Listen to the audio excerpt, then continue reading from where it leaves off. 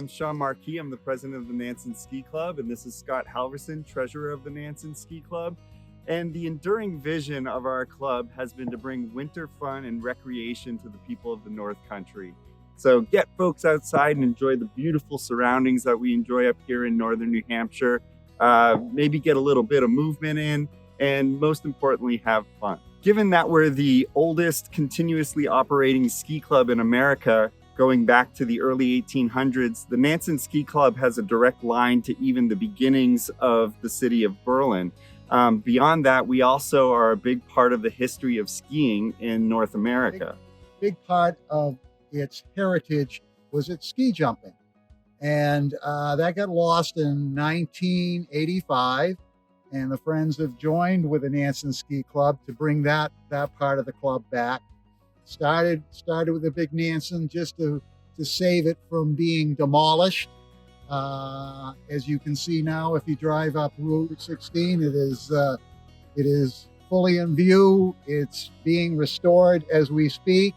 Our vision and mission, however, is tempered with new ideas, whether it be this new porcelain knobbed track on our 39-meter jump, or our wood stove heated solar powered Wi-Fi enabled warming hut up at the Mylan Hill State Park, or new events like our art sled rally, where kids of all ages, including adults, get together and build crazy creations and then slide it down the Nansen ski jump landing.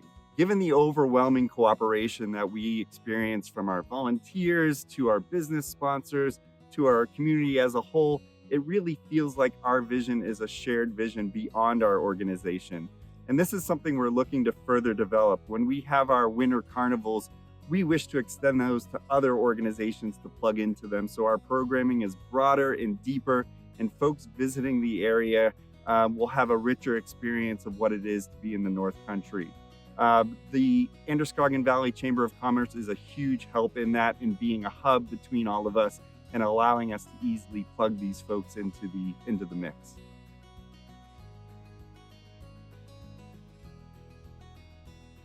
The Riverwalk project was actually the original design of Northern Forest Heritage Park.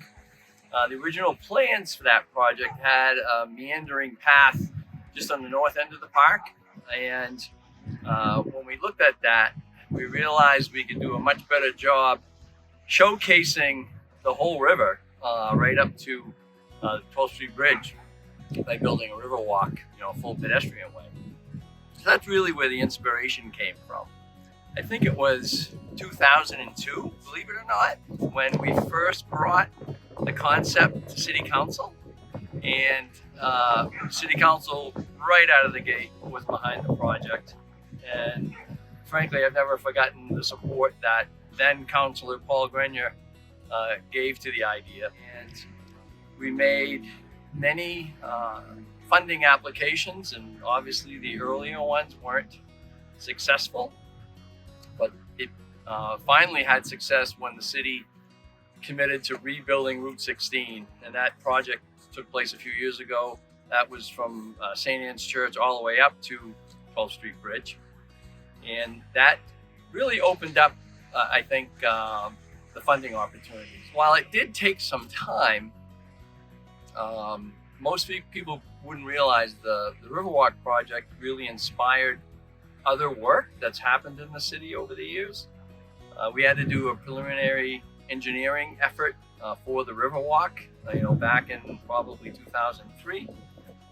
And we used the elements from that project in other projects. What brings me the most satisfaction is seeing people use it.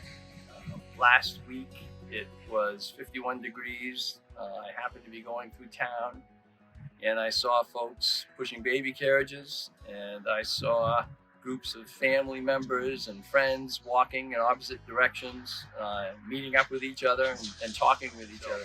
Really looking forward to what spring and summer brings to the Riverwalk, and to me, that says it all.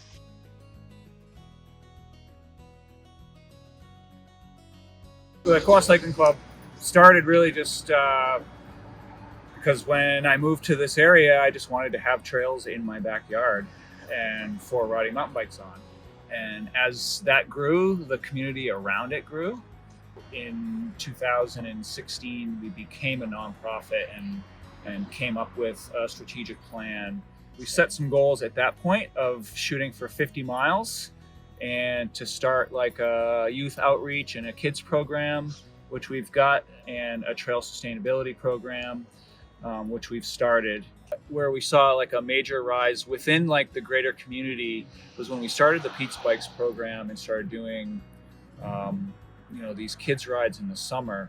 The parents would show up to drop their kids off and we would engage with the parents, and next thing we knew there was more local adults starting to get into riding bikes and then wanting to give back. And so then as we started posting our volunteer work days, they would jump on board and they'd bring their kids with them, and so you'd have whole families out doing trail work. And then as soon as you pull in the locals, that just spreads. Like we're really just becoming a little bit more real. It's been like a super organic growth, not really trying to get too big too fast, because we've got 16 bikes that are free to use for local kids, and we do a handful of events, both summer and winter, as fundraisers. But oftentimes it's really more just to like bring people together and learn about what we're doing. And we'll make a little bit of money, but usually it's just more about bringing people together.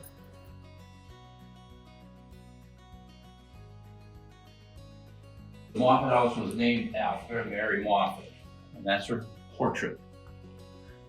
And so she shared the vision with the Berlin and Coos County Historical Society in 1996 to preserve objects and writings related to the history of Berlin and Coos County. So to help share that vision with us, she donated her home to store all those objects. This museum now is genealogy and sports. Part of preserving our history is not just objects and writings, but the history of its people. These two spaces, these two rooms, are a big part of our vision, not just for preserving objects and writing, but to preserve the history of the people that lived in Berlin. So just about any family that lived in Berlin can come here and research their roots in this space. We're at the Berlin Falls House as part of the Berlin and Coos County Historic Society's vision. When we acquired this structure about 2 years ago, was to expand on showing and exhibiting the objects that we have concerning Berlin's history, and also for archival storage. The vision for that history is demonstrated in these spaces: in art, in the company, the mills, Boy Scouts, military, vintage clothing, immigrants. That's all a sampling of all of those things are in this space right now. Another part of our vision is right now we're in the archival recording room. All of our items, objects, writings are in the process of being recorded, documented, and sometimes in the near future we'll have around 2,500 objects that people will be able to view online. So that's pretty much our mission, is to preserve the past for the future.